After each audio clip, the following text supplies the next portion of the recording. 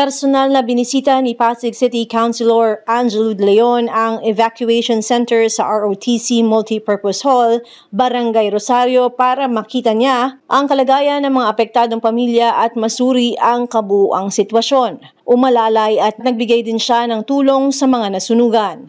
Biyernes nang inihatid ni De Leon at ng kanyang team ang tulong gaya ng canned goods at water containers.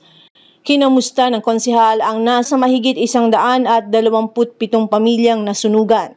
Batid ni Consi Angelo ang hirap at kalungkutan na dinaranas ng mga taong nasunugan, kaya ganoon na lang ang kanyang malasakit sa mga ito. Ang nangyari, hindi man natin maarok bakit sa atin nangyari.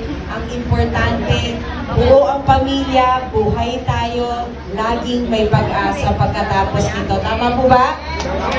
At alam ko naman, marami nang tumulong sa inyo, kaya sana ipagdasal niyo rin lahat ng tumulong sa inyo, lalong-lalo na ang barangay ninyo, ang Barangay Rosario, ang LGU, syempre sa pamumuno ni Mayor Vico Soto, si Vice. Dagdag pa, sinabi niya sa isang Facebook post na napakahalaga ng pagtulong sa kapwa dahil ito ay nagbibigay ng agarang pag-asa at suporta sa mga naaapektuhan ng trahedya. Maaari din itong magbigay ng daan na makabangon at magpatuloy ang mga ito sa kani-kanilang buhay. Nagpasalamat din siya sa iba't ibang mga samahan at organisasyon na tumulong sa mga nasunugan.